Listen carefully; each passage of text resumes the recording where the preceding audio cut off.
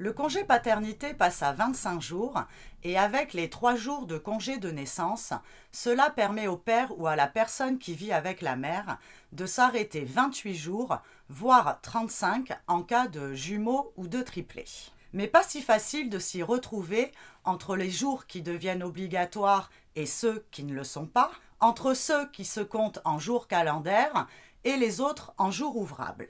Bref, on est toujours sur notre planète grossesse où rien n'est simple. Mais avant de voir en détail le fonctionnement du congé paternité, si tu ne me connais pas encore, moi c'est Caroline, maman de 2 petits gars, et je te souhaite la bienvenue sur ma chaîne dédiée aux futurs et nouveaux parents. Donc si toi et ta moitié vous souhaitez être informés et le mieux préparés possible, hop, tu t'abonnes, on active la cloche pour pouvoir suivre toutes mes vidéos hebdo.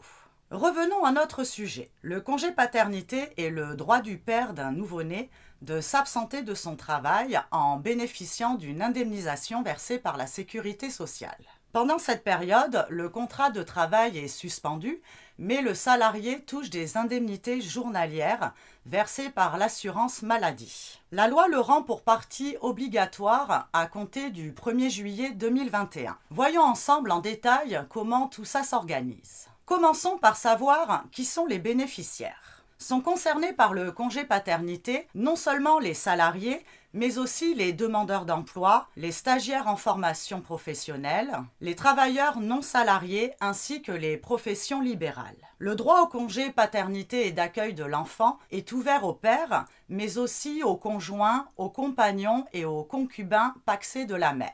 La partenaire d'un couple homosexuel féminin vivant maritalement avec la personne ayant mis au monde l'enfant peut également bénéficier de ce congé. La mère bénéficie quant à elle d'un congé maternité dont la durée est beaucoup plus longue que celle du congé paternité.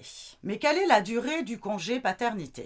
La durée de ce congé pour un enfant est fixée à 25 jours calendaires. Le congé comporte 2 périodes bien distinctes. Une première période obligatoire de 4 jours calendaires, prise immédiatement suite au congé de naissance de 3 jours. Et ensuite, il y a une période de 21 jours calendaires. Toi, pas tout comprendre, et c'est normal. Faisons un exemple concret ensemble. Bébé vient au monde un samedi. Papa bénéficie d'un congé de naissance de 3 jours prévu par le Code du travail. Ce congé de 3 jours est calculé en jours ouvrables. Un jour ouvrable correspond à tous les jours de la semaine, à l'exception du jour de repos, généralement le dimanche. Le congé débute donc le premier jour ouvrable suivant la naissance. Dans mon exemple, où bébé est né samedi, le dimanche saute, il a donc lieu lundi, mardi et mercredi. Le papa doit également prendre immédiatement ses 4 jours de congé de paternité et d'accueil de l'enfant. Son congé de paternité est décompté quant à lui en jours calendaires. Un jour calendaire désigne tous les jours du calendrier.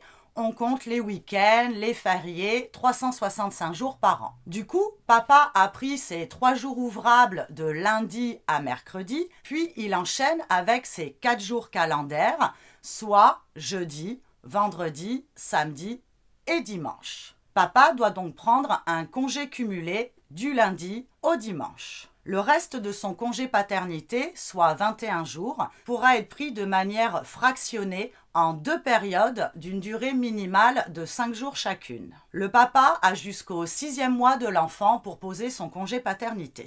Si vous attendez 2 bébés ou plus, la durée de congé de paternité est fixée à 32 jours calendaires avec pareil une période obligatoire de 4 jours calendaires prise immédiatement après les 3 jours de congé de naissance. Et ensuite, une période de 28 jours calendaires à prendre dans les 6 mois. Mais quelles sont les démarches à faire ? En 1, la lettre à l'employeur. Si le père concerné est salarié, il doit prévenir son employeur au moins 1 mois à l'avance de ses dates de départ et de retour dans l'entreprise. Il peut le faire avant la naissance de l'enfant. L'employeur ne peut pas refuser une demande de congé de paternité, sauf si le salarié n'a pas respecté le délai de prévenance de 1 mois. Ce congé ne peut pas non plus être décalé sans son accord. Le père peut s'aider d'un modèle de demande de congé paternité disponible sur Internet pour adresser son courrier à l'employeur. Il est préférable, pour des raisons de preuve en cas de litige,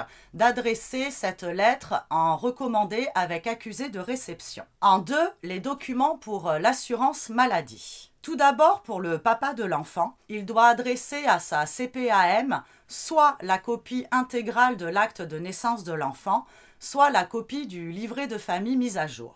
Si l'assuré n'est pas le père de l'enfant, mais le conjoint, le concubin ou le partenaire pacsé de la mère, il ou elle doit fournir une pièce attestant de la naissance de l'enfant, ainsi qu'un document attestant de son lien avec la mère. Un extrait d'acte de mariage, la copie du PACS, un certificat de vie commune ou de concubinage de moins d'1 an, ou sinon une attestation sur l'honneur de vie maritale co-signée par la mère de l'enfant. Et quelle est la situation du salarié pendant le congé?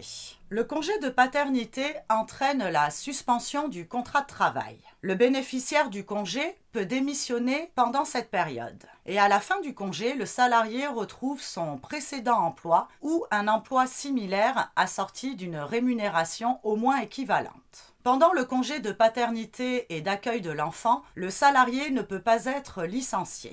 Toutefois, l'employeur peut rompre le contrat s'il justifie d'une faute grave du salarié ou en cas d'impossibilité de maintenir le contrat, mais pour un motif étranger au congé de paternité. Mais concernant la rémunération et les indemnisations, alors on va pas se mentir, je ne vais pas pouvoir vous détailler toutes les conditions requises en fonction des différents statuts et je ne vais pas pouvoir vous faire un exemple de calcul d'indemnisation dans cette vidéo. Mais pour pouvoir évaluer le montant des indemnités journalières, je vous conseille d'utiliser le simulateur de l'assurance maladie disponible sur amelie.fr. En tout cas, j'espère que cette vidéo t'a donné plus d'informations sur le fonctionnement du congé paternité. Et si c'est le cas, n'hésite plus, abonne-toi pour être sûr de ne rien louper. Si tu as des questions ou si tu souhaites parler du congé paternité, n'hésite pas à échanger en commentaire. Sinon, je te donne rendez-vous dans ma vidéo de la semaine prochaine. Et en attendant, prends soin de toi.